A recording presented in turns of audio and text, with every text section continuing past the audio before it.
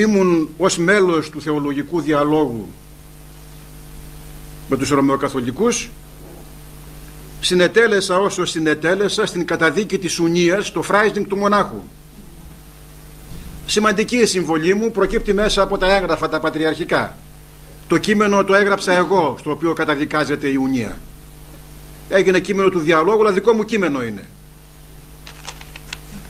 Όταν λοιπόν καταδικάστηκε η Ουνία στο φράιζινγκ του μονάχου το 1991, το Βατικανό έγινε άνω κάτω. Και σας το έχω πει και άλλη φορά. Ήρθε τότε ο πρόεδρος του διαλόγου, ο Αυστραλίας Τηλιανός, στο σπίτι μου καλοκαίρι, παρούσης της πρεσβυτέρας, και με παρακάλεσε να αποσύρουμε και να κρύψουμε το υπογραφέν κείμενο. Φανταστείτε αν εγώ υποχωρούσα. Το Βατικανό δεν δέχεται, και τι είμαστε εμείς υπάλληλοι του Βατικανού, δεν δέχεται το κείμενο. Φανταστείτε ένας άνθρωπος που ζει τώρα τι γίνεται μέσα στον οικουμενισμό. Εγώ λέω, Άγια Αυστραλίας, δεν μπορώ να συμφωνήσω και να συμμαχήσω σε μια τέτοια πράξη. Αυτό το κείμενο αποτελεί νίκη της Ορθοδοξίας. Αναγκάστηκαν και οι Ρωμαιοκαθολικοί να υπογράψουν τις δικές μας τις θέσεις. Αυτό λοιπόν το κείμενο που είναι σημαία δική μας εναντίον της Ουνίας θα το αποσύρουμε? Το Βατικανό το εξαφάνισε. Δεν το παρουσίασε πουθενά. Δεν κάνει τσιμπουδιά το Βατικανό για το κείμενο αυτό της καταδίκης της Ουνίας. Το Βατικανό όμως έχει διπλωματία και έχει δύναμη.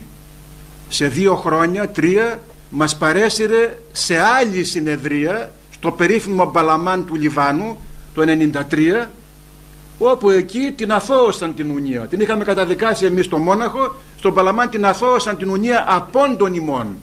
Η Εκκλησία της Ελλάδος και άλλες 6 εκκλησίες διαμαρτυρόμενες δεν πήγαν, όπου εκεί αθώωσαν την Ουνία.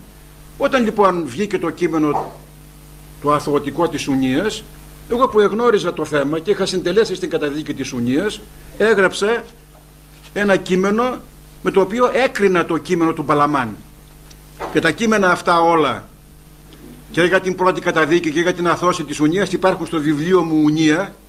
Σας το έχω δείξει μερικές φορές εδώ, το οποίο και αυτό είναι εξαφανισμένο. Δεν το ξέρουν, δεν το παίρνουνε, πού να το παρουσιάσουνε. Δεν παραπέμπουν καν σε αυτό, παραπέμπουν σε άσχετα θέματα και όχι σε μένα που ήμουν αυτόπτης μάρτυρης και πρωταγωνιστής στα θέματα αυτά.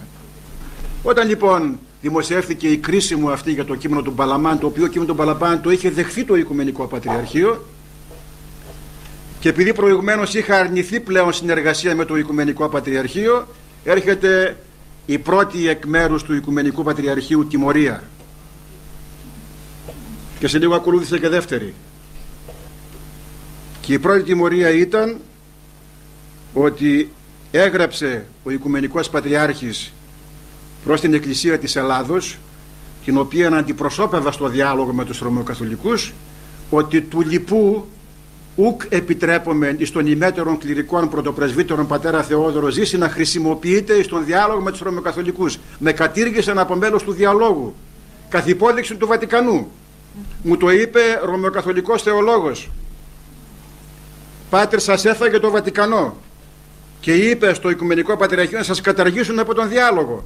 Γιατί αν καταδικάσαμε την Ουνία το 1991 θα ακολουθούσαν και άλλα θέματα παρόμοια.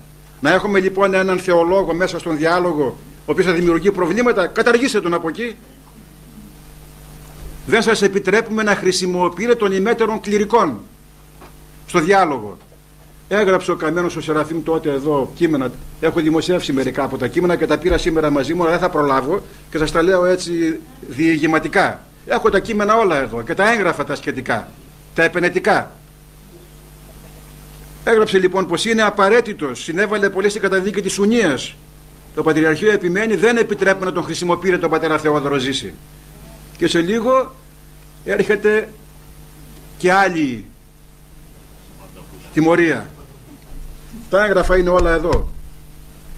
Μου γράφουν γράμμα και μου λένε ότι περιμένουμε ταχαίως, επιγόντως, να μας υποδείξετε σε ποια Μητρόπολη θέλετε να στείλουμε το απολυτήριό σας.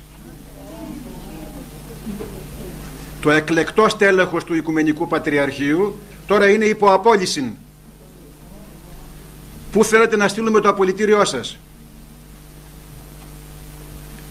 και να μας απαντήσετε γρήγορα. Την περίοδο εκείνη που με στάλει το έγγραφο αυτό, εκοιμήθη ο Μητροπολίτης Θεσσαλονίκης, ο Παντελεήμων.